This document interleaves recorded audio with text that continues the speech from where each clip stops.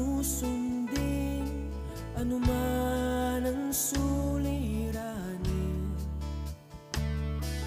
Lahat ay aking kakayanin, pagkat ikaw ay kapiling. Subukin man ng panahon, mananatili sa'yo, Panginoon.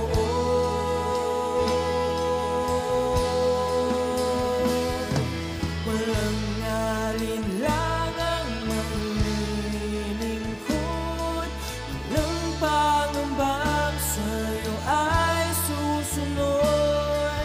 Hindi susuko at hindi hinto, patuloy lamang sa iyo,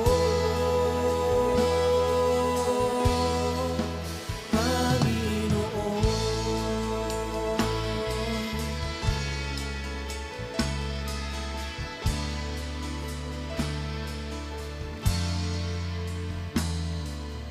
Ikaw ang aking paglilingkuran, kahit saan dalhin.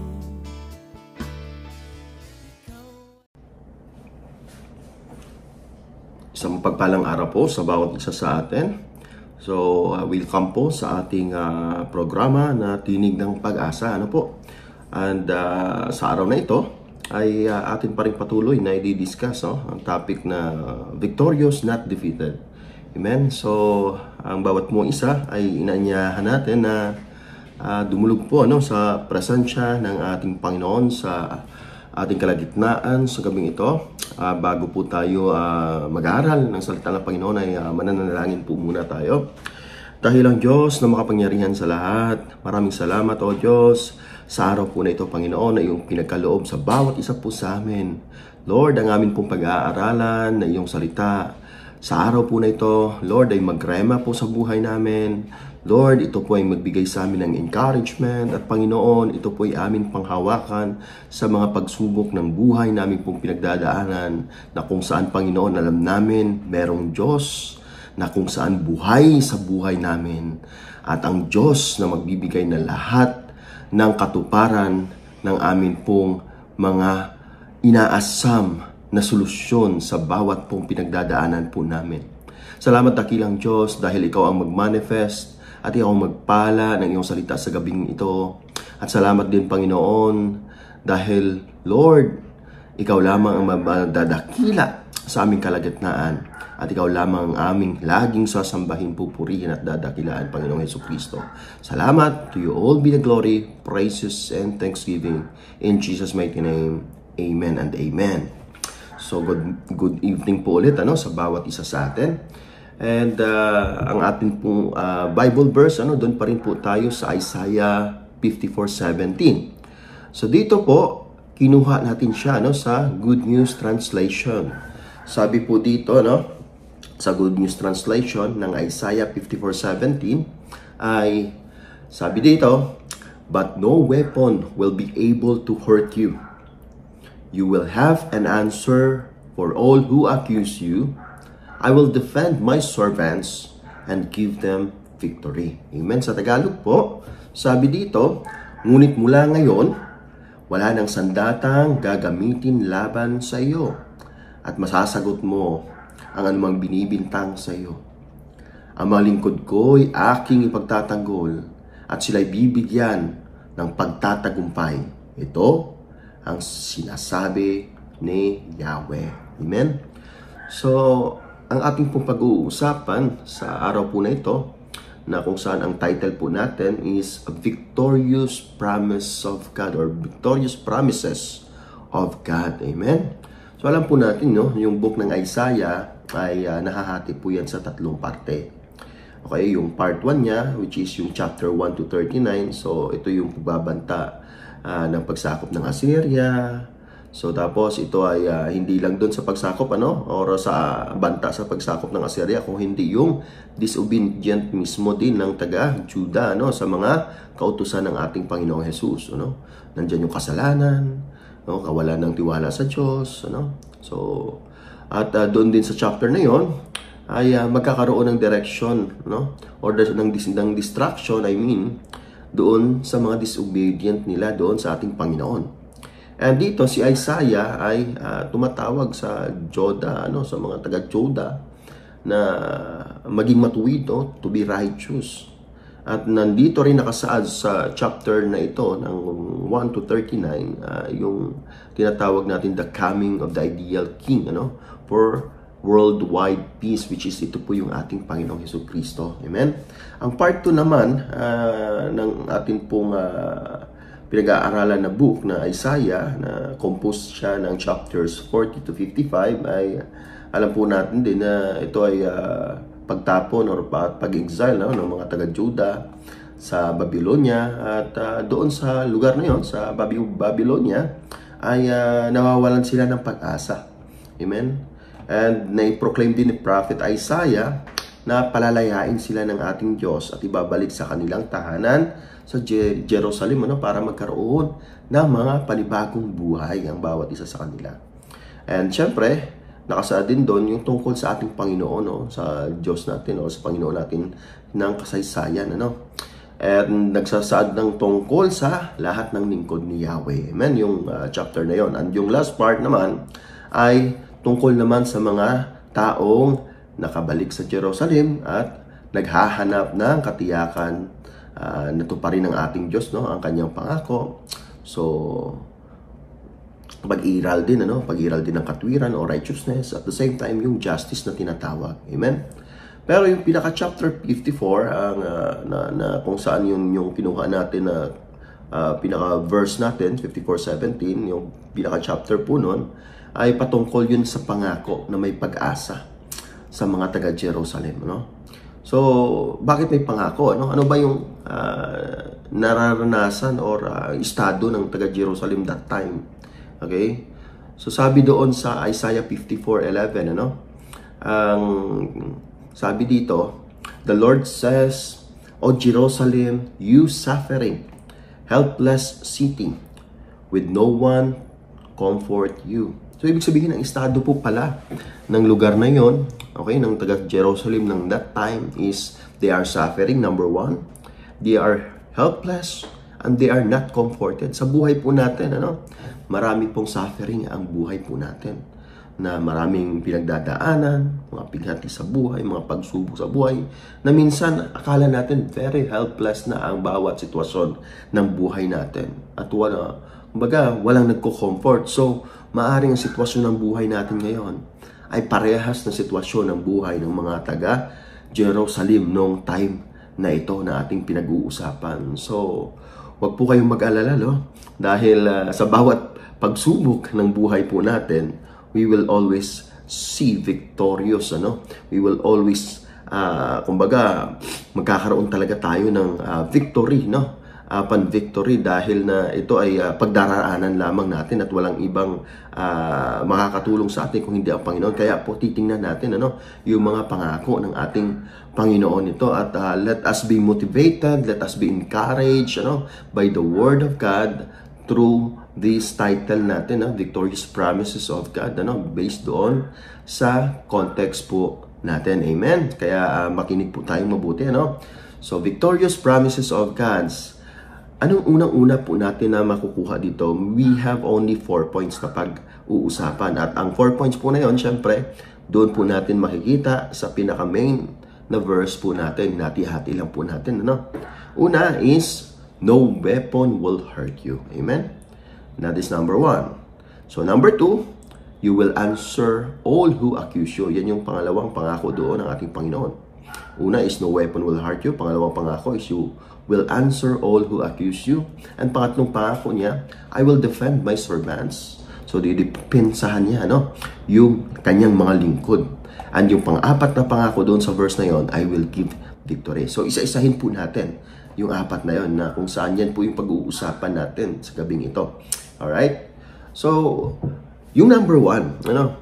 No weapon will hurt you. So, sabi nga ni Bishop doon sa kanyang preaching, may mga bagay na ginagamit ang demonyo na weapon, which is ano po yung weapon na yon? Siya ay a liar, accuser, deceiver, steal, kill, and destroy, yun yung mga ginagamit niya, pero sa araw na ito, titingnan natin kung ano ba yung weapons na makakasakit sa atin, that will hurt us, that will hurt the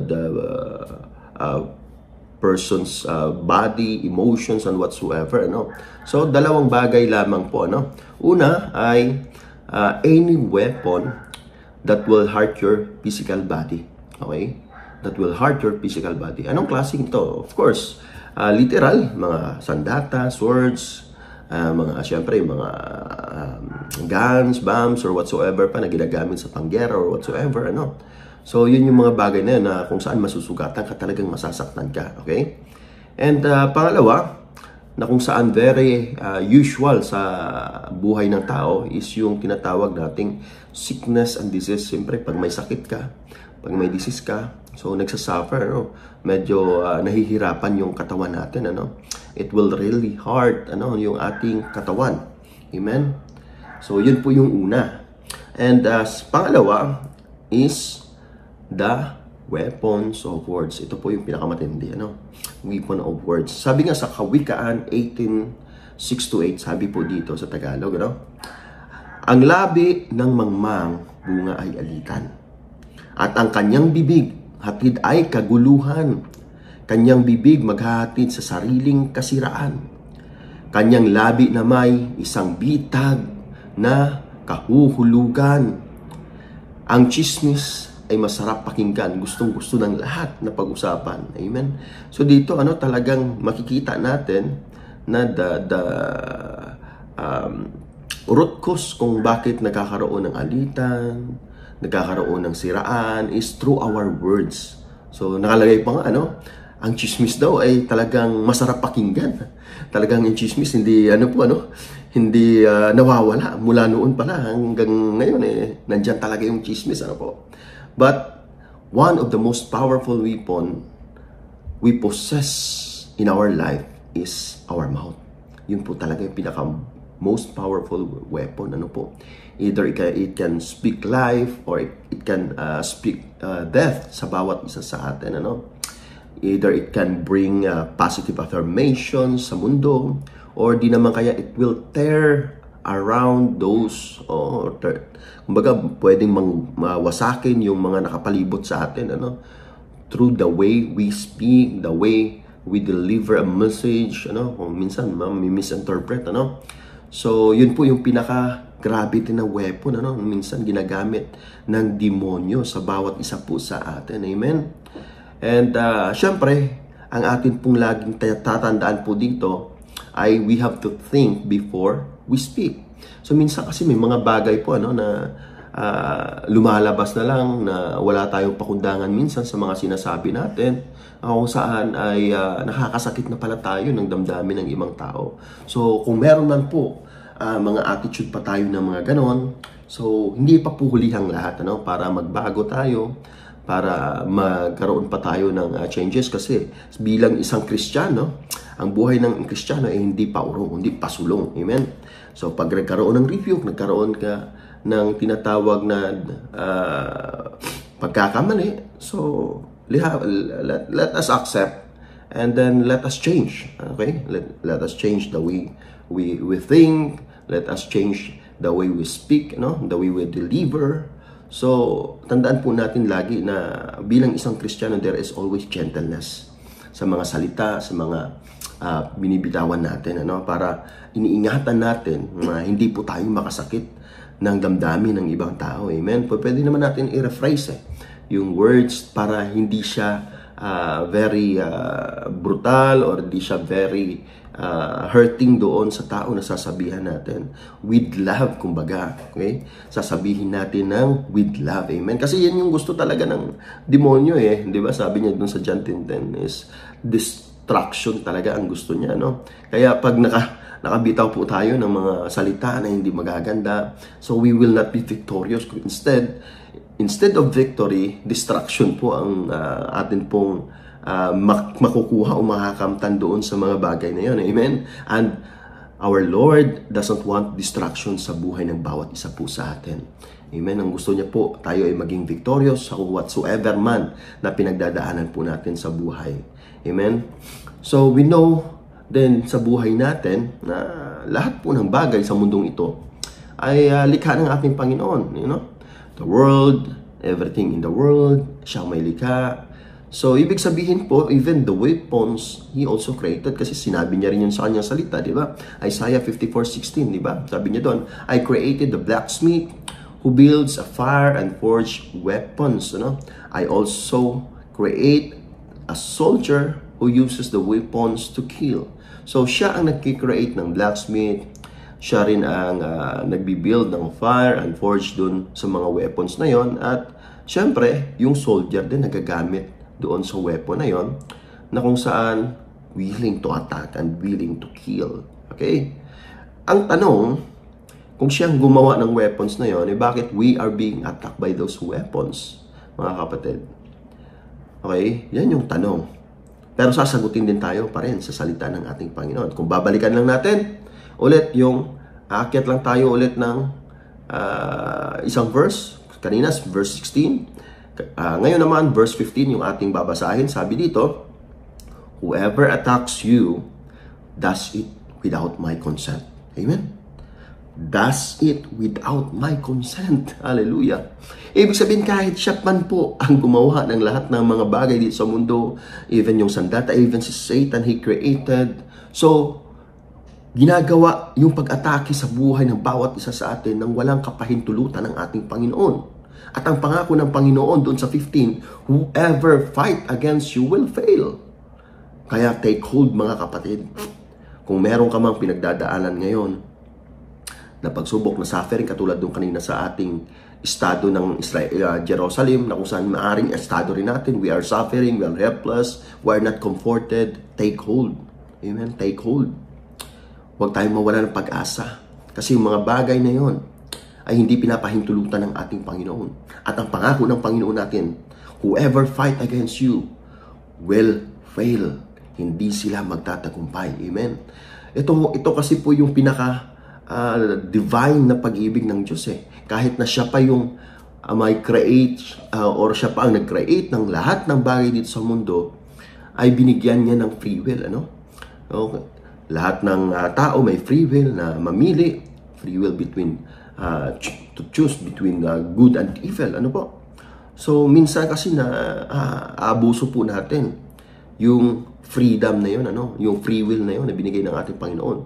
Dahil sa pag-ibig niya, kaya tayo binigyan ng freedom or free will na tinatawag. Amen? Kaya, talagang masasabi po natin na kung merong mga hindi magagandang bagay na nangyayari sa buhay natin, talaga pong hindi gawain ng ating Panginoon. Bagkus, gawain ni Satan. Amen? Kasi si Satan ay nag-choose siya to disobey ang ating Panginoon. Nag-choose siya to rebel against sa ating Panginoon. Amen? And yung mga bagay po na yan na pagre-rebelde ay ayaw ng Panginoon. Pero hindi niya naman talaga pinuksa ang Panginoon dahil nga sa kanyang pag-ibig. Hindi niya pinuksa yung kaaway, si Satan, dahil nga sa pag-ibig niya rin. Ano? At ganoon din po tayo. Dahil ang batayan is yung pag-ibig at pagmamahal ng ating Panginoon. Amen? So, minsan, hindi na tayo lalayo eh. Doon pa lang sa circle natin, minsan sa church natin, minsan may mga ginagamit doon ng kaaway para minsan magtampo tayo, minsan magalit tayo, minsan mainis ka, minsan makompare ka sa iba, or minsan mamaliitin ka, at marami pang iba na mapupuna sa iyo. Okay, until such time na marami ka nang maririnig na salita laban sa iyo, okay? Or minsan naman, ang worst is madaming salita ang sinasabi mo in response doon sa sinasabi nila. So, kumaga, naglalabanan. Amen? Kaya ayaw po ng Panginoon ng ganyan. Ang gusto niya, maging victorious tayo dyan. Kasi kung meron kang sinasabing salita, hindi ka victorious. Okay? Ibig sabihin, you have to clean your heart. Whatever words you hear doon sa mga kapatiran mo, doon sa mga pamilya mo, kaibigan, or kung ano man, or kung sino man na tao na may marinig ka na hindi tama sa or hindi tama pakinggan, or hindi katanggap-tanggap para sa iyo, well, eternalize, ano? Kumbaga, evaluate. Tingnan mo kung yung bang mga sinasabi nila walang katuturan. Kung walang katuturan at hindi naman totoo, why not? Bakit pag-ugulan mo ng panahon, ng pansin? Amen?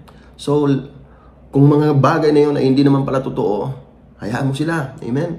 At kung totoo man, so, change. Pagbago, tanggapin, accept. Minsan kasi nawawala yung acceptance po sa atin Kaya nagiging defeated tayo dahil minsan nire-reject po natin yung pagpapala ng Panginoon through the rebuking, through the words na dapat na mai-correct tayo, pero minsan nire-reject tayo. Kaya nire-reject natin. Kaya minsan hindi tayo napagpapala. Amen. Kaya minsan nagiging talunan tayo. Hindi tayo nagiging victorious. Amen. So lagi po nating tandaan, mga kapatid, yung worth natin sa mundong ito. Huwag tayong pag-iisip, ano po ba yung worth natin? Dahil kung alam natin yung worth natin, whatever na itatapon sa atin ng mga salita laban sa atin, once we know our worth, alam po natin na kung saan we have to stand on our worth. And that worth is being a child of God. Amen? We are a child of God. Amen? Sabi nga doon sa John 1:12, di ba? Lahat daw po ng tumanggap sa Kanya at lahat ng nanampalataya sa Kanya, He gave the right to become children of God. At alam ko po, ang lahat po sa atin na nanonood ngayon, ay tinanggap ang ating Panginoon at naniwala sa ating Panginoon bilang ating Diyos at tagapagligtas. Kaya masasabi po natin yung worth natin ay we are a child of God. Once na alam na po natin yung worth natin, sigurado po yun, di na natin mapapatulan yung mga pinagsasabi nila o di na tayo maaapektuhan doon. And that is being victorious. Amen? That is being victorious sa buhay natin. Kumbaga, kung meron mang umaatake pa rin sa atin through words, so sasabihin natin, Satan, I know my worth. I am a child of God.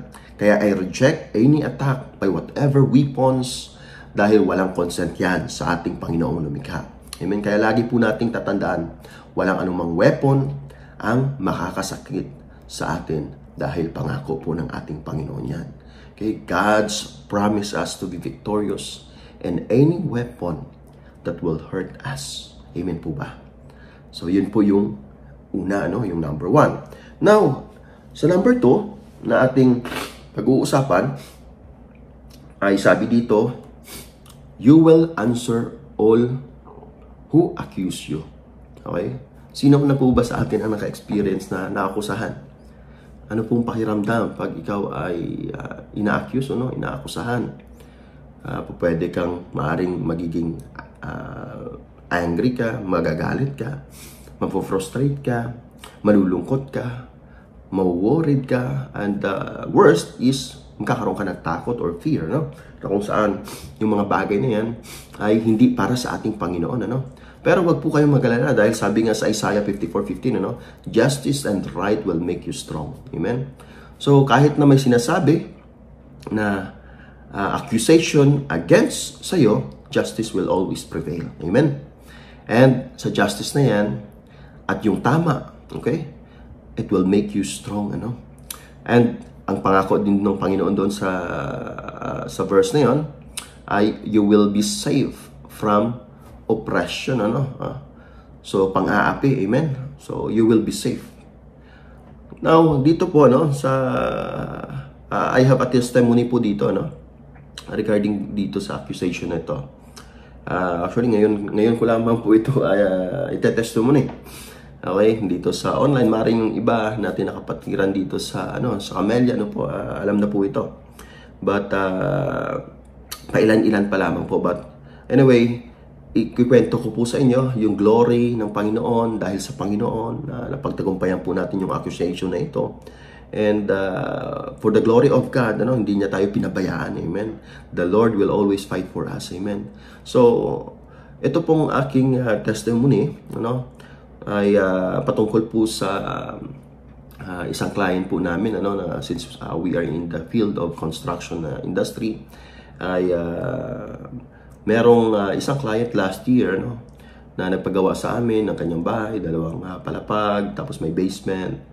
And ito ay bagong pasa sa bar exam, ibig sabihin abogado siya, ano?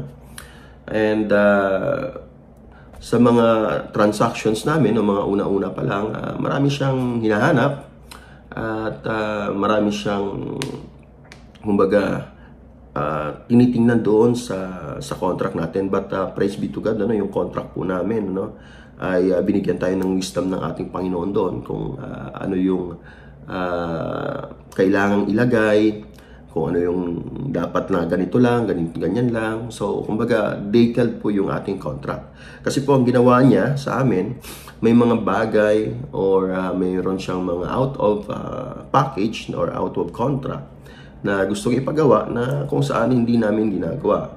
So, dumating sa point na almost tapos na yung bahay niya.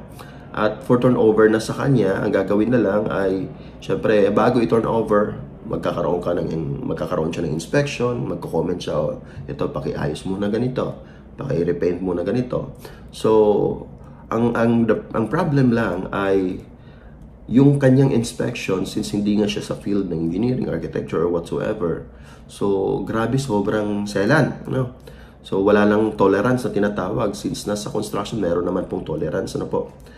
Kaya, ang nangyari ay isa yun sa, kumbaga parang binubutas niya sa amin na ito, hindi nyo pa naayos yung ganito, ganyan.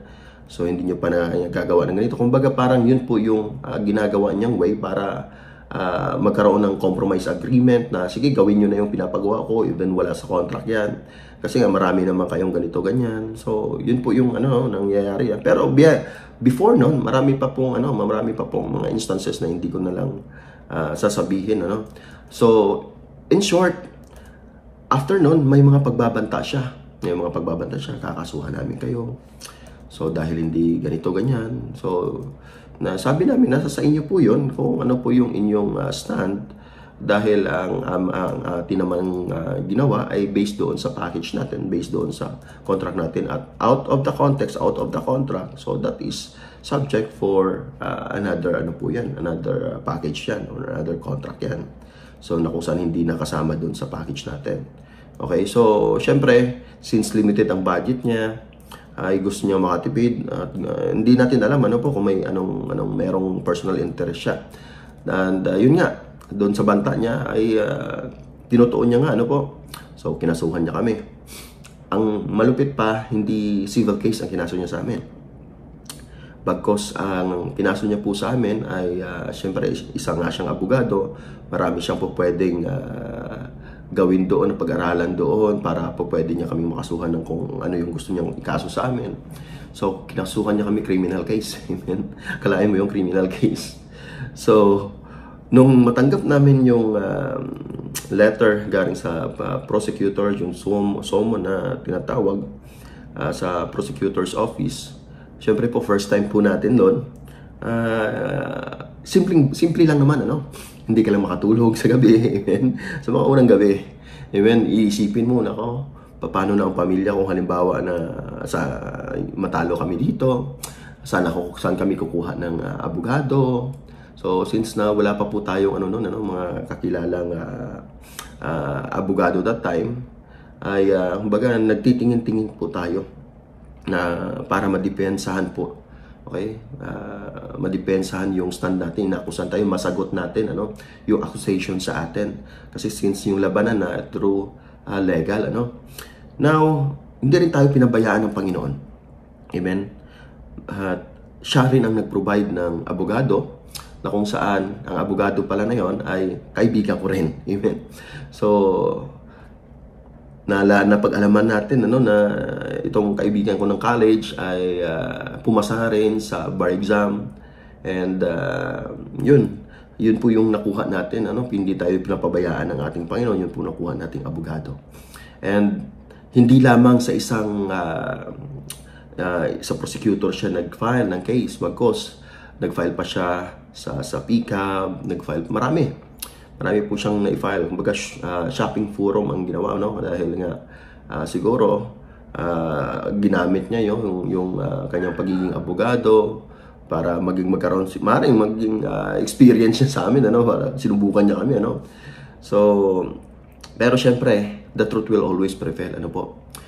So, habang nililitis yung kaso, so nagbibigay ng mga affidavits or whatsoever, so labanan, and at the end of the day, last year din, ano, at lumabas po ang resolution.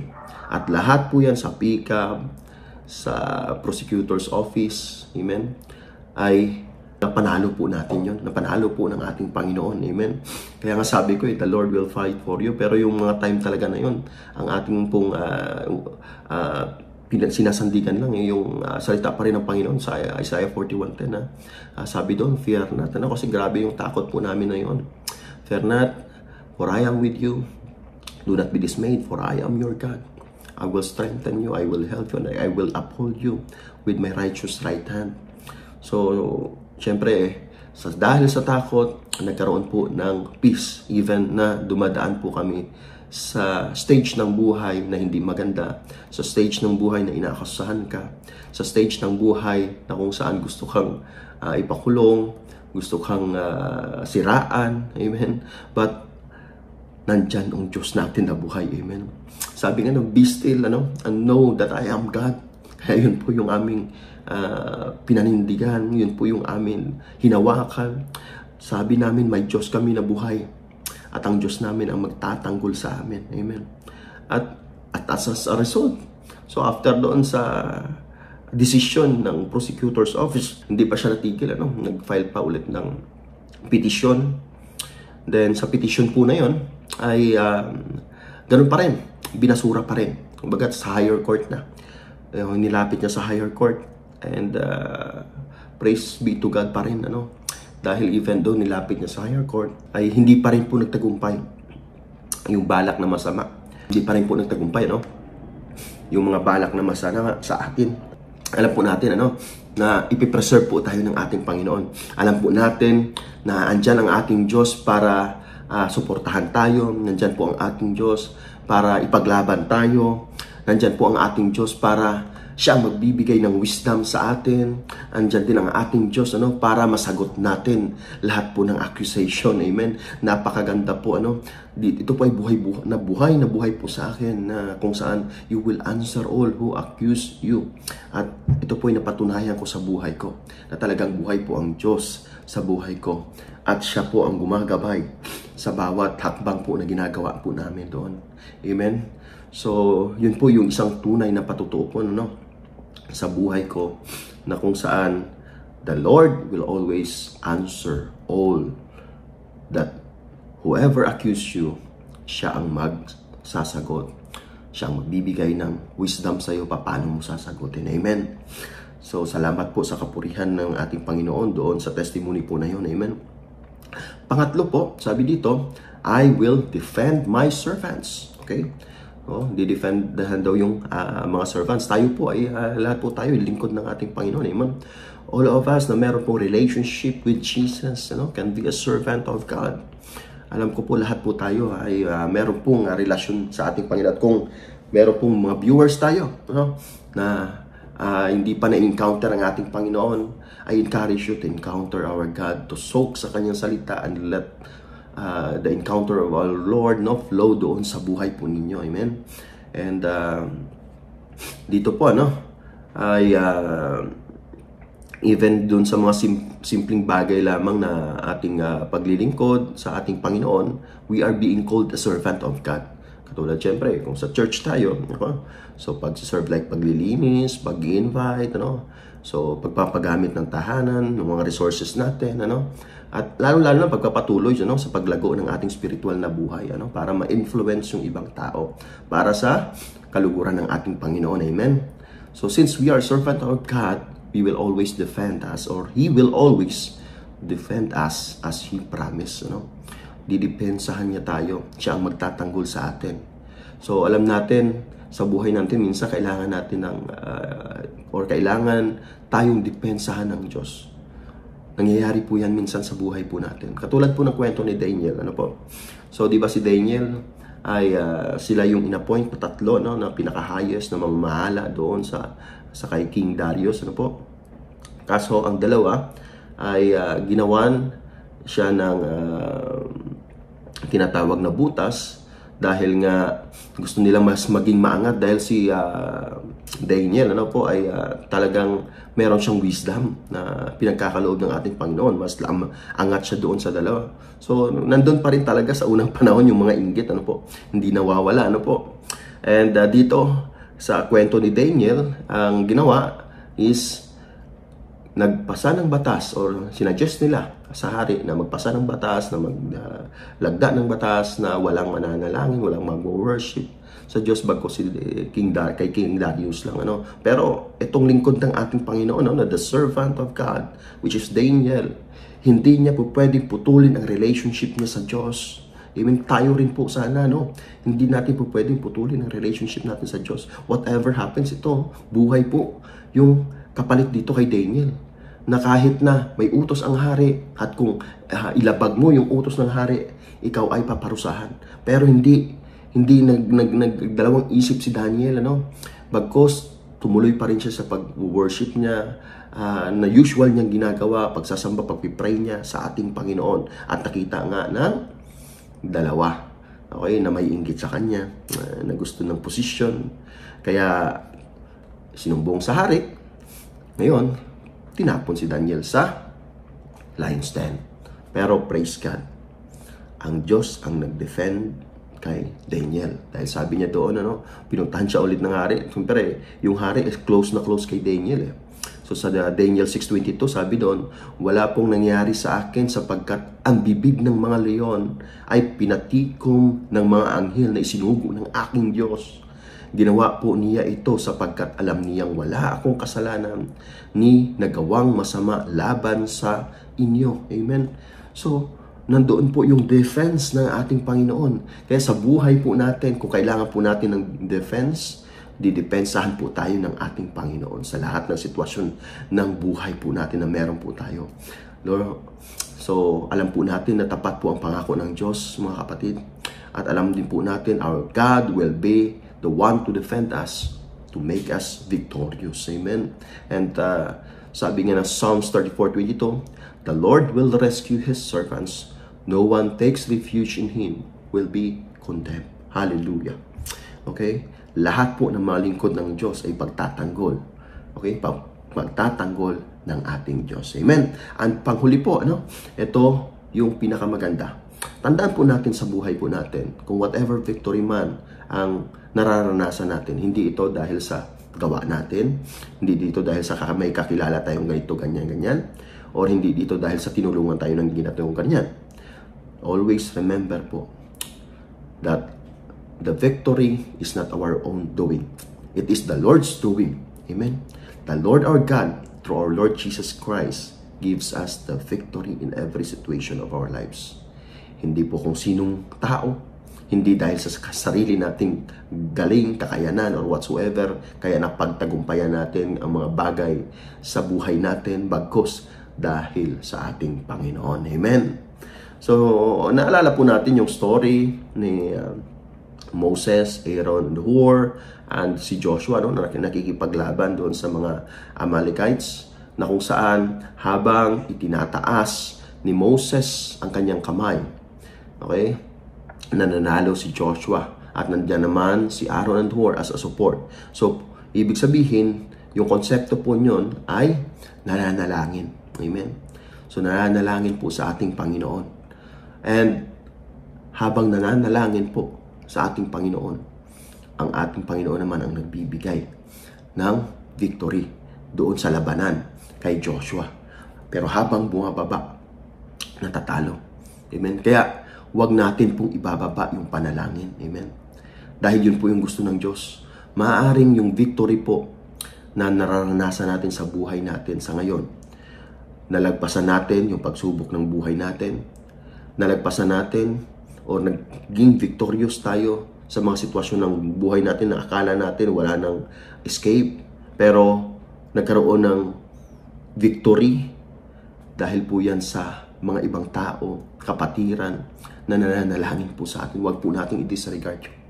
Amen. Minsan kasi, disregard natin yung prayer ng kapatid natin, ng ganito, na porket ganito. Okay? So, wag po natin i-disregard. Let us pray to one another. Magpalakasan tayo sa panalangin.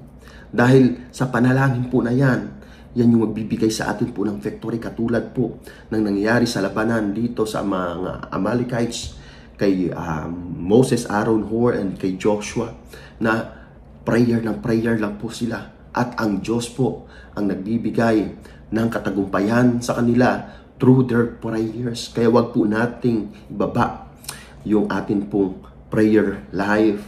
Wag po nating ibaba yung prayer para sa mga kapatiran po natin. Dahil hindi mo alam, nagkakaroon ka pala ng mga bagay na ganyan. Nagiging prosperous ka pala sa buhay dahil sa panalangin po ng iyong kapatid. Amen.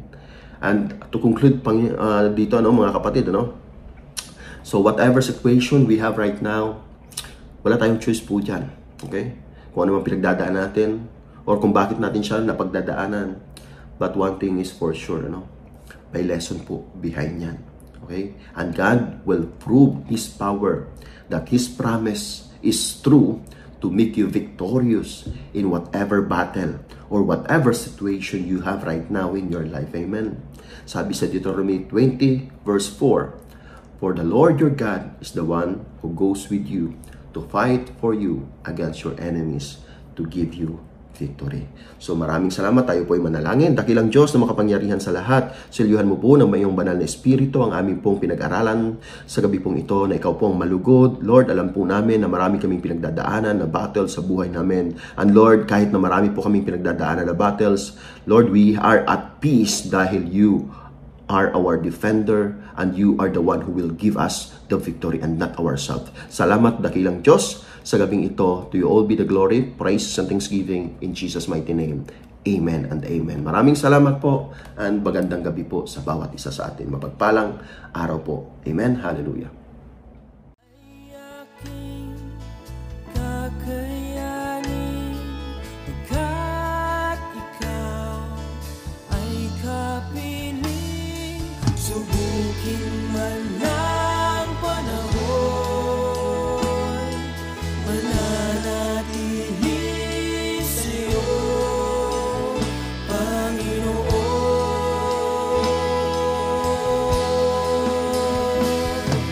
Walang alinlangang maglilingkod, walang pangambang sa'yo ay susunod. Hindi susuko at